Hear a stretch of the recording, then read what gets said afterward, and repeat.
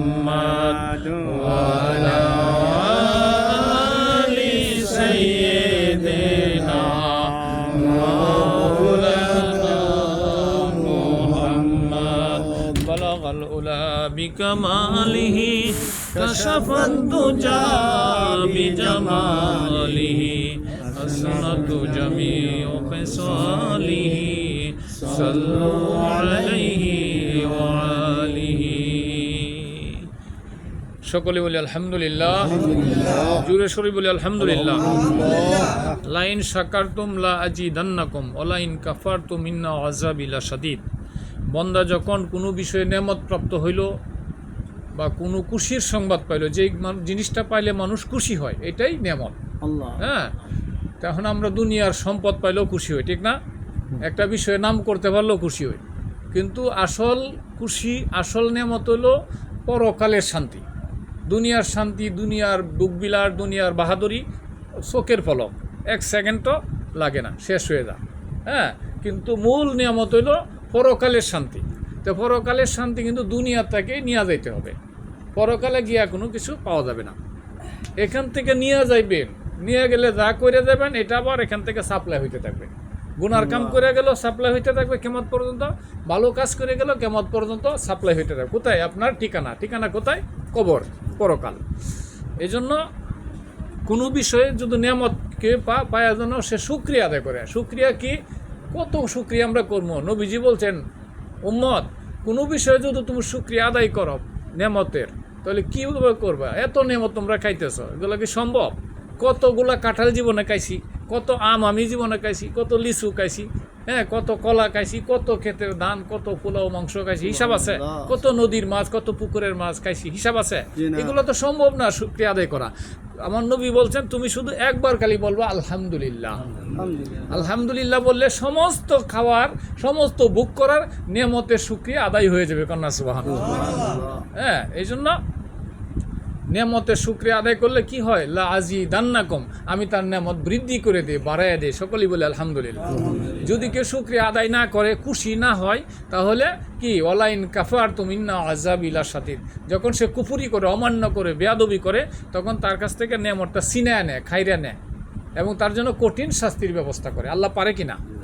আল্লাহ পারে। কুন ফায়াকুন, আল্লাহ কইলেই হয়ে যাবে, কোনো ব্যাপার না। আমাদের সময় লাগবে, আল্লাহর কোনো সময় লাগবে না। সময়ের থেকে আল্লাহ অনেক হেফাজত, সময়ের থেকে আল্লাহ নিরাপদে আছেন।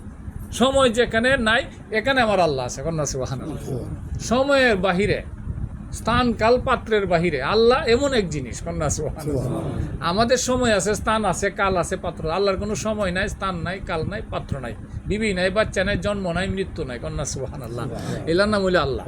এই জন্য আমাদেরটা যেখানে শেষ, আল্লাহর কাম এখান থেকে শুরু। সুবহানাল্লাহ। আল্লাহর ওলিদের কাম এখান থেকে শুরু, মানে আল্লাহর কাম না খালি। সাধারণ মানুষের কাম যেখান থেকে শেষ, এখান থেকে আল্লাহর ওলিদের কাম শুরু। যেমন জগৎ আছে কয়েকটা, ইহ জগৎ, পরজগৎ, দুইটা না? এরপর আমরা মায়ের কবর পেটে আসিলাম না? রেহেম, মায়ের পেট একটা জগৎ, আলমে রেহেম, এটা একটা জগৎ। এরপরে কবরে গেলাম, এটা একটা জগৎ। এরপরে হাসরে উঠবো, এটা একটা জগৎ। হাসরে কবর থেকে ঘুমানির পরে হাসরে উঠবো না আমরা? হিসাব কিতাব দিতে হবে। হাসর থেকে হিসাব দেয়া পরে কেউ দুজকে দেওয়া হবে, এটা একটা জগৎ। আবার কেউ জান্নাতে দেওয়া হবে, এটা একটা জগৎ। আপনি নিজেও একটা জগৎ। কন্যা সুবহানাল্লাহ। আমার দাদা হুজুর কেবলা, মহিষারকান্দির হুজুর কেবলা রহমত, উনি বলতেন কি, আল ইনসানু আলম আকবার, মানুষ একটা বড় জগৎ। কন্যা সুবহানাল্লাহ। আপনার ভিতরে, আপনি যে একটা মানুষ, আশরাফুল মাখলুকাত, সমস্ত সৃষ্টির সেরা সৃষ্টি হলো মানুষ। মানুষের উপরে কোনো সৃষ্টি নাই। সুবহানাল্লাহ। ফেরেশতা সৃষ্টি করছে, জিন সৃষ্টি করছে, আকাশ বাতাস, গাছপালা, তরুলতা, যা দেখি যা দেখি না, সমস্ত কিছু মানুষের গোলামি করার জন্য সৃষ্টি করছে। সুবহানাল্লাহ। হ্যাঁ, ফেরেশতাও কিন্তু আমার সেবার জন্যই করছেন, আপনার সেবার জন্য। এই যে আমার রিজিকের পিছনে ফেরেশতা কাজ করতেছে, আমার অসুখের পিছনে ফেরেশতা কাজ করতেছে, আমার সুস্থতার পিছনে ফেরেশতা কাজ করতেছে। সুবহানাল্লাহ। সমস্ত কিছু মানুষের জন্য। মানুষ যেহেতু আশরাফুল মাখলুকাত, এই জন্য সৃষ্টির যেহেতু সেরা, তার কাজটাও যেন সেরাই হয়। হ্যাঁ, কাজটা যেন সেরা হয়। কিন্তু আমাদের নবীজির সর্বপ্রথম কাকে সৃষ্টি করছে? নবীজিকে সকলের আগেই সৃষ্টি করছেন, কিন্তু দেহের জগতে আদম আলাইহিস সালামকে সর্বপ্রথম সৃষ্টি করছেন। আদম আলাইহিস সালামকে সৃষ্টি করে কি বলছেন, তুমি একটু বসো আমার সামনে। কারণ আল্লাহ পাকের সামনে আদম আলাইহিস সালাম, এই যে আমরা আত্তাহিয়াতু পড়ি না, আত্তাহিয়াতু সূরাতে উনি মাথা নত করে বসছেন। এটা মিলাদ মাহফিল সংক্ষিপ্ত, ফজলুর রহমান আমার ছোটো ভাই তরিকার পিসাব মানুষ 25 মিনিট আলোচনা করছে, কিন্তু কি অল্প সময়ে চলে গেছে 25 মিনিট। কিন্তু এটা ওয়াজ মাহফিল হলে একটু সময় বাড়ায় দেওয়া যায়, যেহেতু মিলাদ মাহফিল, এটা কোনো ওয়াজ মাহফিল, এটা এরপরে একটু সময়টা খাওয়া দাওয়ার সময়। হ্যাঁ, অনেকের পেটে খিদা, আর আমাদের কোনো টাইম নেই খাওয়ার, দুপুর একটা সকালে একটা দুপুরে রাইতে, এই হিসাব কিতাব নেই। কিন্তু আপনাদের একটা সময় আছে, এই অল্প সময় আপনাদেরকে একটু কষ্ট দিব। যাই হোক, নবীজি বাবা আদম আলাইহিস সালামকে আল্লাহ বলছেন তুমি একটু বসো। আত্তাহিয়াতু সূরাতে বসছে, এই যে মাথা নত করে বসছে। 40 বছর পরে আল্লাহ জিগাইল, আদম তুমি যে আমার সাথে কিছু কইলা না, সুবহানাল্লাহ। আদম মাথা তুলছে, আল্লাহ আমার তো কইতে কিছু কর নাই, আপনি কইছেন বইতাম, আমি বইছি, কত কিছু তো কইবা, তা আল্লাহ আমারে বসার কথা বলছেন, কর শক্তি আমারে দিছেন, কিন্তু অনুমতি দিছেন না, সুবহানাল্লাহ। এই জন্য আপনার অনুমতির জন্য, হ্যাঁ আপনার অনুমতির জন্য আমি অপেক্ষা আছি। আল্লাহ পাক এত খুশি হয়েছেন, আদম আমি তোমার কথা বলার শক্তি দিছি, কিন্তু আমার অনুমতি নাই, এই জন্য তুমি অপেক্ষা করছো। এই যে একটা আদব দেখাইলাম, আমরা কি করি, মুরব্বীদের আগে কথা বলে লাই না, অনুমতি ছাড়া বলে লাই না, এনো বাপসা ছাড়া আছে, বড় ভাইয়ের আছে, আমরা অনুমতি ছাড়া কথা বলে লাই, কিন্তু এটা বেয়াদবি। জানলেও বলা যাবে না, ক্ষমতা থাকলেও বলা যাবে না, যেহেতু মুরব্বী আছে তার অনুমতি নিতে হবে, বাপ আছে, চাচা আছে, বড় ভাই আছে, ঠিক না, এলাকার মুরব্বী আছে। কিন্তু আদম কি করছে, ক্ষমতা আছে কথা বলার, কিন্তু আল্লাহ অনুমতি দেয় নাই। এই জন্য আল্লাহ, আমি 40 বছর মাথাটা নয়া নতুন জামার মতো বইরি, নতুন জামা দেন না, বরযাত্রী গেলে মুহ রুমাল দেয়, মাথা নই বইয়ে থাকে না, বেটা কি কথা জানে না, কিন্তু অনুমতি নাই, বেয়াদবি হবে। তাই আদম আলাইহিস সালাম পরে আল্লাহ পাক তুমি অনুমতি নাই, অনুমতির জন্য তুমি কথাটা বললা না। এই যে একটা আদব আমার দেখাইল, আদম এটার জন্য আমি যে খুশি হইলাম, তোমার তো শুধু মানুষ বানাইছি না, এখন এই খুশি হইয়া এই আদব দেখানির কারণে, অনুমতি ছাড়া কথা না বলার কারণে আমি তোমাকে আশরাফুল মাখলুকাত বানাই দিলাম, কন্যা সৃষ্টির সেরা বানাই দিলাম। এই যে একটা আদব দেখাইলাম, সুবহানাল্লাহ সুবহানাল্লাহ। তাই আমরা অনুমতি নিব, কোনো জায়গাতে যেন কথা বললে বেয়াদবি যাতে না হয়। হ্যাঁ, তরিকতে আমরা অনেকে পীর মুর্শিদের দরবারে ধরি, কিন্তু তরিকতের মূল হইল আদব। যার কাছে আদব নাই, সে যত তবলিগ করো, সে যত পীরের দরবারে যা, সে যত মাজার জিয়ারত করো, সে যত নামাজ পড়ো, সমস্ত কিছু বেয়াদবির কারণে ধ্বংস হয়ে যাবে। শয়তান 9 লক্ষ বছর, 6 লক্ষ বছর, 49 কোটি বছর, অনেক রেওয়ায়েত আছে, 6 লাখ 9 লাখ বেশি পাওয়া যায়, অনেক রেওয়ায়েত আছে। অর্থাৎ কোটি কোটি বছর, লক্ষ লক্ষ বছর, অগণিত বছর সে ইবাদত করছে, কোনো হিসাব কিতাব নাই মানুষের কাছে, সঠিক হিসাব নাই। কিন্তু এই যে একটা বেয়াদবি করছে, আল্লাহ বলছে আমি আদম তৈরি করব। এই যে ইমাম সাহেব বয়ান দিলেন, খলিফা বানাবো।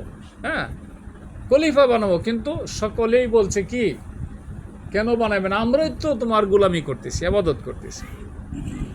আমি যা বুঝি ইন্নে আলামু মালা তাআলামুন, আমি যা বুঝি তোমরা তা বুঝো না। সবাই জানেন এই বয়ান, কিন্তু এরপরও ফেরেশতারা অভিযোগ করছে, আপত্তি জানাইছে, ঠিক আছে আল্লাহ বানান। কিন্তু একজনের মনে কষ্ট হয়, যে বেয়াদব মিস্টার ইবলিস, তার মনে কষ্ট। সবাই বলছে সেজদা করতে, সবাই সেজদা করতে, কিন্তু সে কি এখানে লজিক দিছে, যুক্তি দিছে, আমি তো সরস আগুনের তৈরি, আদম মাটির তৈরি, আমি কেন সেজদা করব? কিন্তু আদমের কপালের মধ্যে নূরে মুহাম্মদী আছে, কন্যা সুবহানাল্লাহ। মাটির আদমের কপালে নূরে মুহাম্মদী আছে বলে আদম সেজদা পাইছে, কন্যা সুবহানাল্লাহ। মাটির আদমরে সেজদা করার কথা বলে নাই, হাকিকতটা কিন্তু ইবলিসে জানে। আল্লাহ পাকের এত নৈকট্য হাসিল করছিল, ফেরেশতাদের সর্দার হয়ে গেছে। এটা কি খামখেলি? ফেরেশতাদের উস্তাদ হয়েছে, জিনের বাচ্চা। হ্যাঁ, এখানে অনেক হাকিকত আছে। যাই হোক, সে জানে আদম দুনিয়াতে গেলে আমার দয়াল নবীজি দুনিয়াতে চলে যাবে আদমের পেশানি তাইস মাধ্যমে, তা আমার বাহাদুরি নষ্ট হয়ে যাবে, তা আমি তারে মানব না। এখানেই সে করছে, বেটু দিছে। এই যে বেয়াদবি করছে, এটা হাকিকতের জগৎ অনেকের বুঝে না আসতে পারে। এখানেই বেয়াদবি করছে। এই বেয়াদবির করার কারণে আল্লাহ পাক কি করছে, তুমি মাহরুম হয়ে গেলা, মালাউন হয়ে গেলা, অভিশপ্ত হয়ে গেলা, তুমি বের হয়ে যাও জান্নাত থেকে। শয়তান যে বের করে দিছে। তো শয়তান কি চ্যালেঞ্জ করছে, তুমি যে আমারে বের করে দিলে এই আদমের কারণে, হ্যাঁ, এই আদমের শরীরের মধ্যে পরে একটা তুতু মারছে রাগের ছুটে। যেমন যারে আপনি দেখতে পারেন না, তার দিকে তুতু ফেলাই দিতেন না, হ্যাঁ, গুসা, গুসাও করে শরীরের মধ্যে তুতু মারছে মাইরা পরে শয়তান তুই আমার আদম রে নাফাক করে লাইলে সুবহানাল্লাহ কোন শয়তান যেমন নাফাক অভিশপ্ত না তার তুতুটা তো নাফাকে আর যে পবিত্র এর তুতুও পবিত্র দেখুন যা ভালো আমলদার মানুষ যদি তুতুও মেরা দেয় আপনি রোগ ভালো হয়ে দেখা বেমার ভালো হয়ে দেখা আগের জমানা এমন আসিল পানি ভরা দিলে একটু তুতু মেরা দিলে ভালো হয়ে গেছে গা চোখে উঠছে একটা ফু দিছে একটু তুতু মেরা দিছে এমন আছে না কিন্তু এখন কি আমলদার মানুষ আছে এখন এলেম আছে আমল নাই এই শয়তান তুতু মেরা দিছে এখন তুই আমার আদম রে তুই নোংরা করে লাইলি নাপাক করে লাইলে ঠিক আছে তোর নাপাক তুতু আমি রাখবো না কন্যা সুবহানাল্লাহ তখন আল্লাহ পাক কি করছে আল্লাহর কুদরতে এই তুতুর জায়গার থেকে এই যে মাটিটা একটু গর্ত করে উঠায় নিয়ে গেছে এই জায়গাটা যে গর্ত এটা নাভি হয়ে গেছে কন্যা সুবহানাল্লাহ এই যে আমাদের নাভিটা গর্ত না গাতা না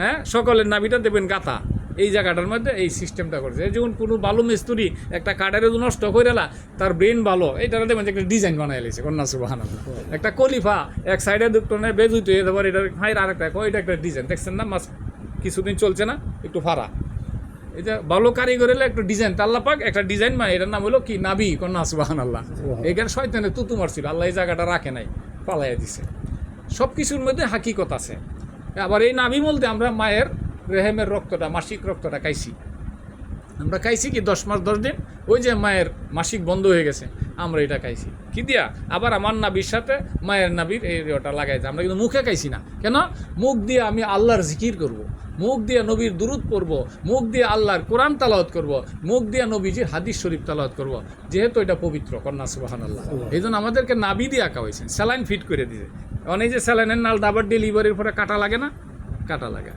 আল্লাহর কুদরত শুধু মানুষ আল্লাহ পাককে দেখার বাকি থাকে আল্লাহ যে একজন আছে এটা বোঝার আর বাকি থাকে না যদি চিন্তা করেন আমার বডির মধ্যে আল্লাহ পাকের অগণিত নিয়ামত দিয়ে রাখছে এই যে চোখ সামান্য চোখের ভিতরে কত কোটি কোটি মানুষ দৌড়ালা চোখটা কি সামান্য একটা মার্বেলের মধ্যে কিন্তু মানুষটা কত বড় একটা মাঠের মধ্যে তো কোটি কোটি মানুষ তো সবই মানুষই তো আপনি দেখবেন দেখতেন না এই ছোট চোখটার মধ্যে এতগুলা মানুষ কেমনে ঢুকাইয়া দিল সুবহানাল্লাহ সুবহানাল্লাহ এইটা চিন্তা করলে আল্লাহু আকবার 60 থেকে 70 বছরে নফল ইবাদতের সব লেখা হবে সুবহানাল্লাহ এইটাই তো মোরাকাবা এইটা খালি চোখ বন্ধ করে তাকার না মোরাকাবা না এটাই হলো মোরাকাবা মানে কি চিন্তা ভাবনা করা তার সৃষ্টি জগৎ নিয়ে তারে নিয়ে কি চিন্তা করবে সে আপনারা সৃষ্টি করছে এক ফুটা পানির থেকে যে পানিটা শরীর থেকে বেরিয়ে গোসল ফরজ হয়ে যায় শরীর নাপাক হয়ে যায় এই কুদরতি কারখানা এখানে জোড়া দিয়েছে শেখ ফরিদ বলছিল আল্লাহ আমি চাইছিলাম তোমার কুদরত একটু প্রশংসা করব কিন্তু এখন দেখি এক পুষ্টি মাটির মধ্যে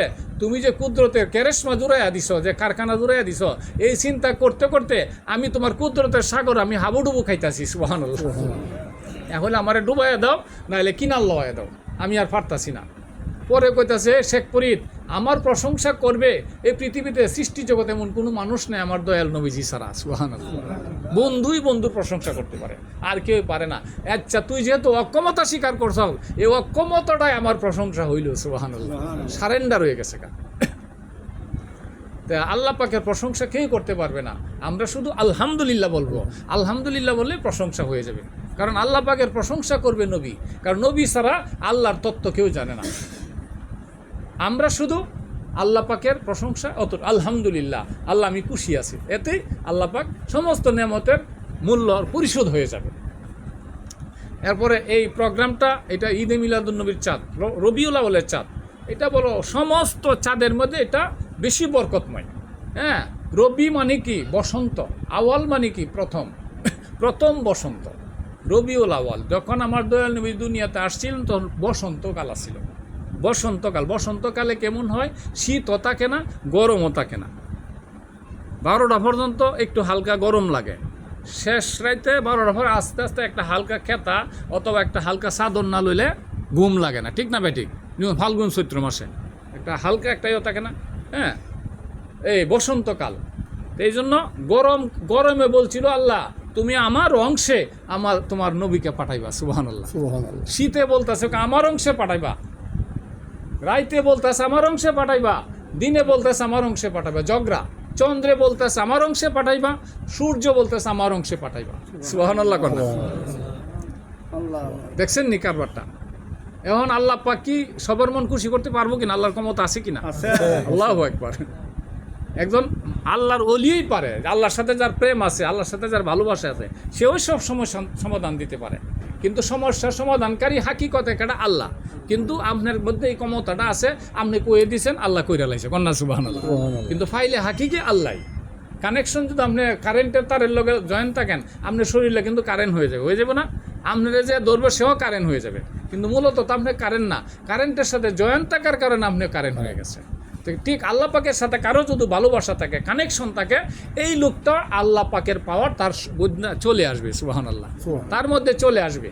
সে যা বলবে তাই হয়ে যাবে। এই জন্য সে আল্লাহ না। এটা অনেকে সেরেক মনে করে না বোঝার কারণে। অর্থাৎ আপনি গরম পাতিল আপনি ধরেন, আপনার কাছে গরম লাগবো কিনা, ঠান্ডা ধরলে ঠান্ডা লাগবে। আল্লাহর সাথে ভালোবাসা থাকলে, আল্লাহর সাথে প্রেম থাকলে, কানেকশন থাকলে খুদাই শক্তি আপনার মধ্যে চলে আসবে, কন্যা সুবহানাল্লাহ।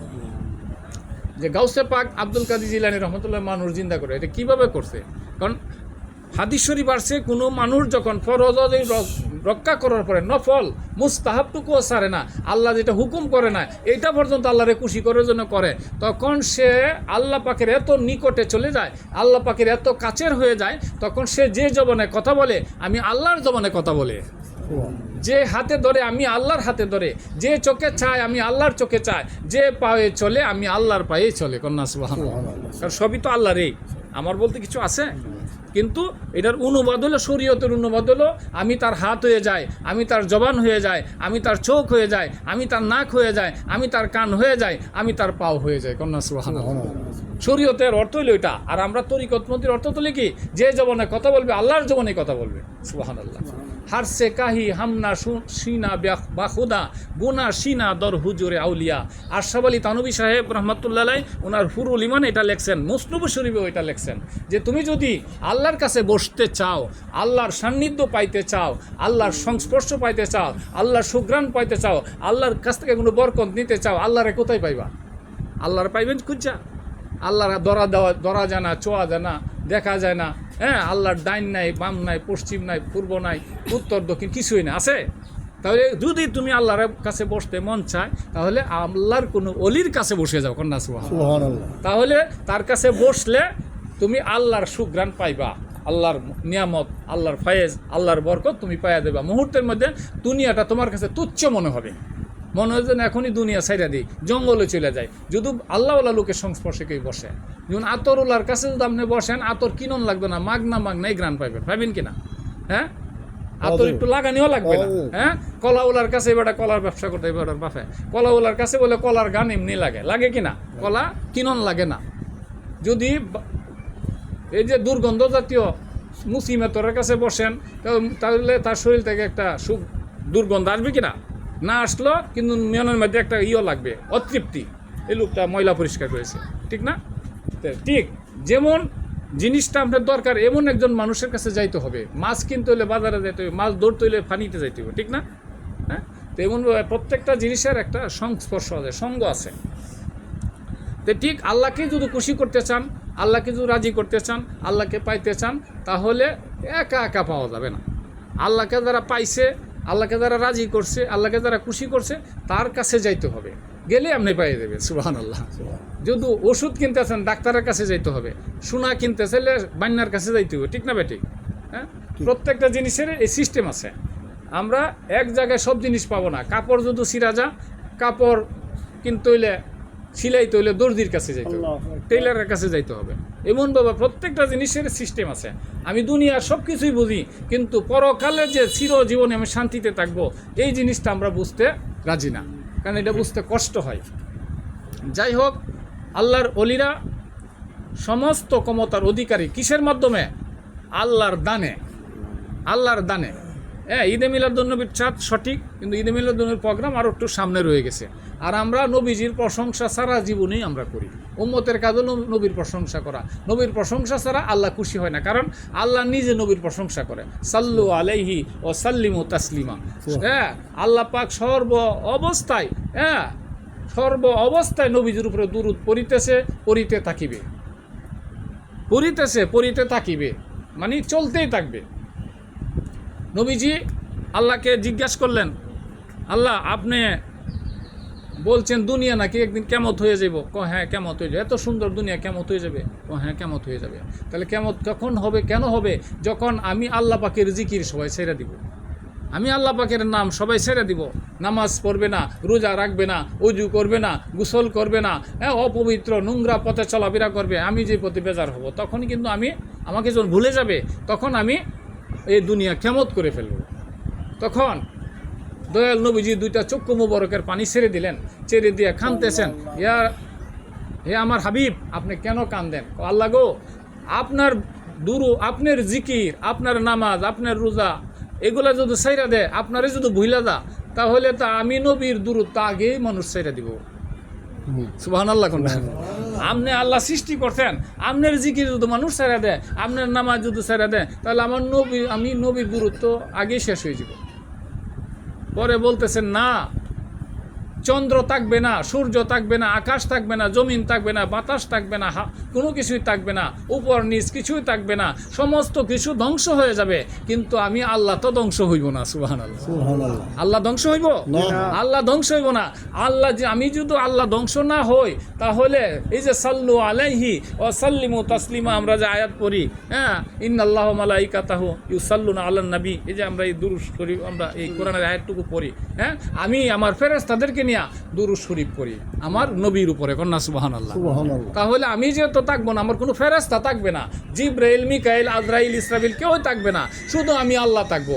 যেহেতু আমি আল্লাহ থাকবো, আপনি নবীর দুরূদও থাকবে। কন্যা সুবহানাল্লাহ। আমার ইবাদত থাকবে না, আমার জিকির থাকবে না, আমার নামাজ থাকবে না, আমার কোরআন থাকবে না, আমি আল্লাহ তো থাকবো।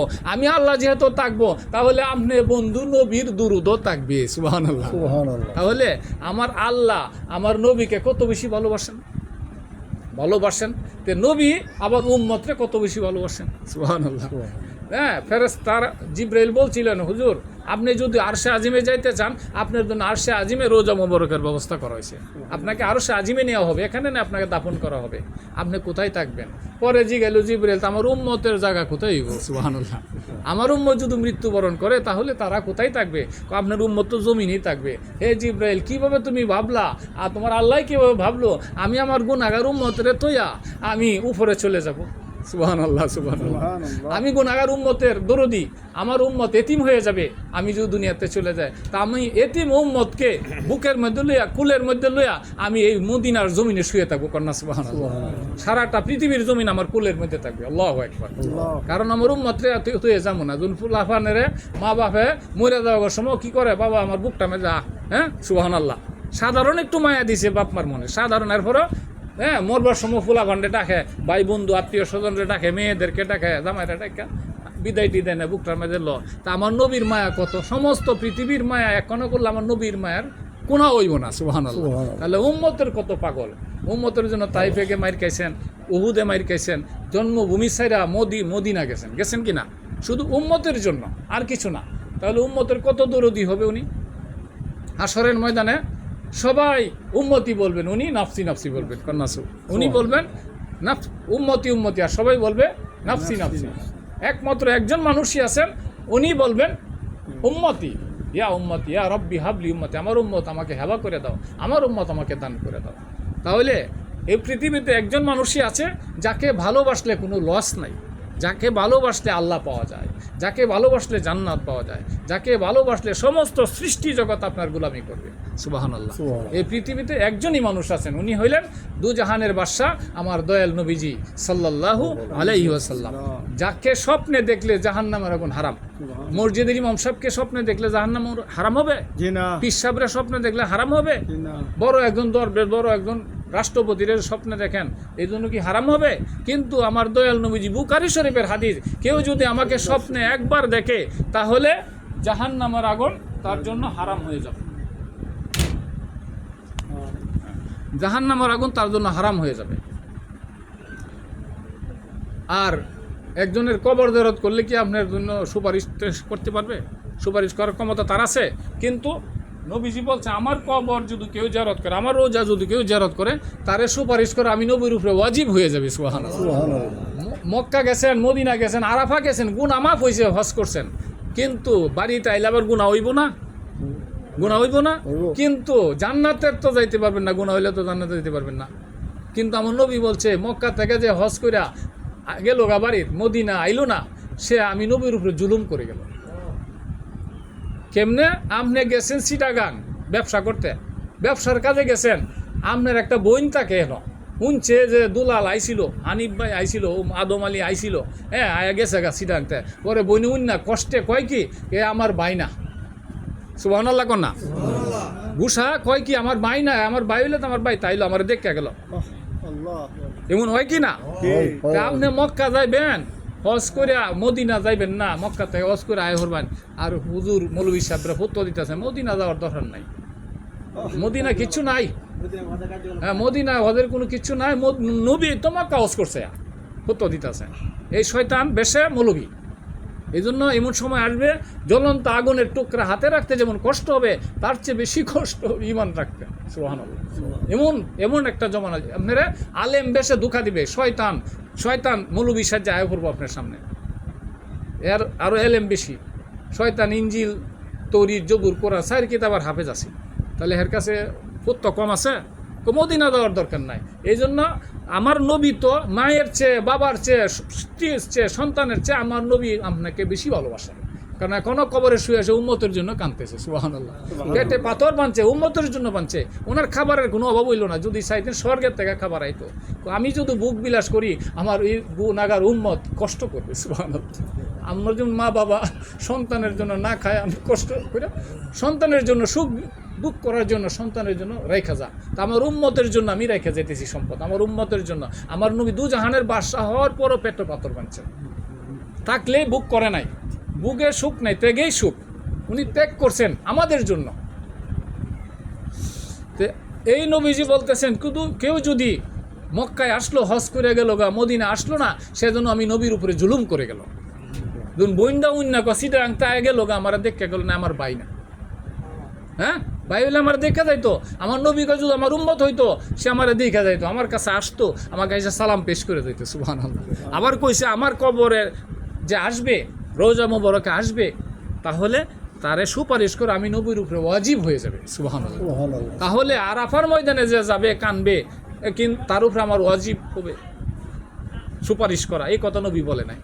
আরাফার ময়দানে গিয়ে কানলেন, আমার নবী কথা বলেন আরাফার ময়দানে গিয়ে কানলে, মক্কা জিয়ারত করলে, হজ করলে, কুরবানি দিলে আমি সুপারিশ করবো, এই কথা আমার নবী বলে নাই। এটা হলো ফরজ, না গেলে আপনার গুনাহ হবে, যেহেতু আপনার উপরে ফরজ করেছে হজ, এই ডরে আপনি গেছেন। কিন্তু নবীর কাছে যাবেন মহব্বতে, ভালোবাসা, ফরজের সে ভালোবাসার দাম অনেক বেশি। সুবহানাল্লাহ। প্রেম এমন এক জিনিস, এটা ছাড়া চলবে না। যেমন ভালো লাগা, এটা ভালো লাগছে, একটু পরে নাও লাগতে পারে, ঠিক না? এখন এই মাংসটা ভালো লাগছে, বিকালবেলা এটা ভালো নাও লাগতে পারে, একবার খাইছি রুচিটা হয়ে গেছে গা। আরেকটা আছে ভালোবাসা, কোন এটা আমার খাওয়া লাগবো, ভালোবাসা, পরে আরেকবার আজকে আরেকদিন খাইও না, আচ্ছা যে আজকে যেহেতু নাই আরেকদিনে খাই, মানে এটা আমি ভালোবাসি খাবারটা। আরেকটা আছে প্রেম, ভালো লাগা, ভালোবাসা, প্রেম এই যে খাবারটার প্রতি আমি এই খাবারের প্রেমে আমি পড়ে গেছি, এটা ছাড়া আমার চলবো না। আরে দুস্থ চলে দেখো না, আমি শহরে আইছি, যে কোনো হোটেলে, যে কোনো মার্কেটে আমি কুজ্জা দেখবো, যত টাকা লাগে, এটার প্রেমে আমি পড়ে গেছি, এটা ছাড়া আমার চলবে না। সুবহানাল্লাহ। এইটা হলো প্রেম, মানে আমি মদিনা যাব, আমি মদিনার প্রেমিক, আমি মদিনার ভালোবাসি, মদিনাকে আমি ভালোবাসি না, মদিনার প্রেমের পাগল আমি। সুবহানাল্লাহ। পৃথিবীর কোনো মানুষ ফতুয়া দেয় আমারে আটকা রাখতে পারবে না, আমি মক্কা গেছি, আমি মদিনা যাবই, মদিনা ছাড়া আমার চলবে না। এই প্রেমিকরা আমার নবীজি জান্নাতে না নিয়ে আমার নবী যাবে না। সুবহানাল্লাহ। আমার নবী ময়দানে হাসরের মধ্যে তো এই মা ফাতেমা, গত মাহফিলে বলছিলাম, আমার 2 সন্তান কি অপরাধ করছিল, তাদের কেন গলা কাটলেন? আল্লাহ আপনি তো পারতেন আটকাইতেন, কাফেররা এগুলা করছিল। আমার এক সন্তানকে বিষ খাওয়াইছে, আরেক সন্তানকে গলা কাটছে, কি অপরাধ করছিল? আমি আজকে এটার বিচার চাই। আমার আল্লাহ পাক লাজব হয়ে যাবে, কন্যা। সুবহানাল্লাহ। কারণ 2 ভাইয়ের তো কোনো অন্যায় ছিল না, কোনো অন্যায় ছিল, এরা অন্যায়কে প্রতিষ্ঠিত করার জন্য। তখন নবীজির দিকে আল্লাহ নজর করবেন, হুজুর আপনার মেয়েকে কিছু বলেন। পরে কইতে, মা তুমি এই বিচারটা আমার উপরে ছাইরা দাও। সুবহানাল্লাহ।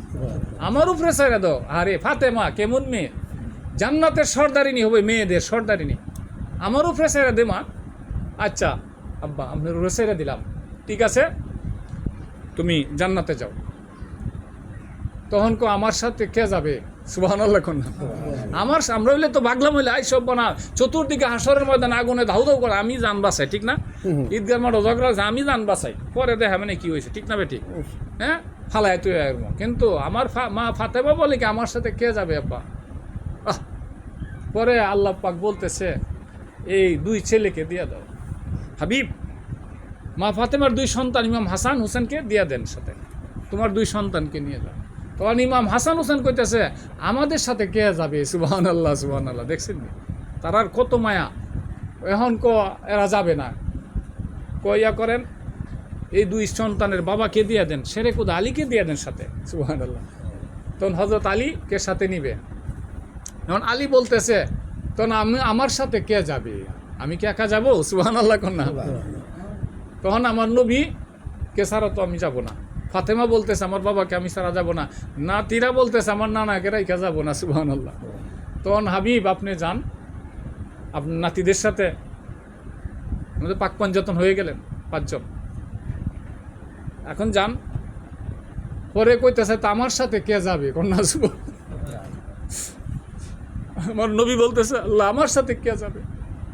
আপনার সাথে আপনি কন্যা, আমি তো তাদের জন্য দুনিয়া আসি নাই, আমি ফাতেমার জন্য, ইমাম হাসান হোসেনের জন্য, হযরত আলীর জন্য তো আমাকে দুনিয়া পাঠান নাই, আমাকে তো পাঠাইছেন রহমাতুল্লিল আলামিন বানায়া। সুবহানাল্লাহ। এই 5 জনের জন্য তো পাঠাইছেন না, 4 জন পাঠাইছেন। ওমা আরসালনাকা ইল্লা রাহমাতাল্লিল আলামিন, আলম হলো 1 বচন, আলামিন হলো দ্বিবচন, মানে দুনো জগতের জন্য তো আমাকে রহমত বানায় পাঠাইছেন। এই দুনো জগতের ভিতরে আছে, পৃথিবীর ভিতরে হাসরের ময়দানে যা আছে সব কিছুর জন্য তো আমি রহমত। হ্যাঁ, তাহলে আমার উম্মতগুলো আমার সাথে দিয়া দেন। কন্যা সুবহানাল্লাহ। আমি উম্মত তো আমি যাব না, একটা উম্মত বাকি থাকতে আমি যাব না। সুবহানাল্লাহ। তখন মা ফাতেমাকে বললেন তুমি যাও, তোমরা 4 জন যাও। মা ফাতেমাকে জান্নাতে দুনিয়াতে একটা ভালো কাপড় পরতে পারে না, আরে একটা ভালো কাপড় উনি পরতে পারে নাই, কিন্তু নবীর মেয়ে খাতুনে জান্নাত বেহেশতের সর্দারিনী কোনোদিন স্বামীর প্রতি অভিযোগও করে নাই, তোমার কাছে আইলাম জীবন একটা ভালো কাপড় আমার আইনা দিলে না, কোনো অভিযোগ করে নাই। আর আমাদের তো অভিযোগের শেষ নাই। তখন মা ফাতেমাকে জান্নাত থেকে লাল রঙের শাড়ি আনায়া নববধূর মতো, নতুন বইয়ের মতো সাজায় জান্নাতে পাঠাবে। হাসরের সকল মানুষগুলা নিচু হয়ে থাকবে, মাথাটা নুয়ে থাকবে। কেন? খবরদার, সাবধান, সবাই মাথা নত করে থাকো। মা ফাতেমা খাতুনে জান্নাত, শেরেকুদ আলীর স্ত্রী, ইমাম হাসান হোসেনের মা, আমার দয়াল নবীজির কন্যা আজকে জান্নাতে যাবে, জান্নাতের সর্দারিনী। সুবহানাল্লাহ। সবাই মাথা নত হয়ে থাকবে, মাথা নত হয়ে থাকবে, কেউ মাথা উঠাবে না। তাদের কত সম্মান, বেহেশতের হুর গেলমান আইসা ফুল ছিটাইতে থাকবে। কোনো নেতা আসলে দেয় না ফুল মারে, হ্যাঁ, কোনো পীর মুর্শিদ আইলে ভক্তরা মহব্বতে ফুল মারে, তখন জান্নাতের রহমতের ফেরেশতারা ফুল গেলমানেরা মা ফাতেমার উপরে ফুল মারতে থাকবে। সুবহানাল্লাহ। তাহলে জান্নাতে প্রথম যাবে নারী। কন্যা সুবহানাল্লাহ। নারীর কত মর্যাদা। বিয়ার আসরে কবুল বলতে হয় প্রথম নারী। সুবহানাল্লাহ। জান্নাতে 3 বার বলছে নারীর কথা, মায়ের পায়ের নিচে জান্নাত। সুবহানাল্লাহ। আর যা প্রথম শহীদও হয়েছে মহিলা সুমাইয়া রাদিয়াল্লাহু তাআলা আনহা, আবু জেহেলের বান্দি, ইসলামের জন্য, আমার নবীর প্রেমে জান্নাতের মধ্যে ওনারা প্রথম যাবে। এরপর আমার নবী উম্মতের জন্য কাঁদবে, উম্মত নিয়ে পরে আমার নবী যাবে। আর আমরা নিজে নিজেই পাগল, আমার কেউ আমার জানটা আমি আগে বাঁচাই। তাহলে নবীর মধ্যে আমার মধ্যে কত ডিফারেন্স। যে নবীকে ভালোবাসলে জান্নাত পাওয়া যায়, যে নবীকে ভালোবাসলে বিপদ থেকে মুক্তি পাওয়া যায় সর্বক্ষেত্রে। আল্লাহ পাক আপনাকে নবীর শান বোঝার তৌফিক দান করেন। সাল্লাল্লাহু আলাইহি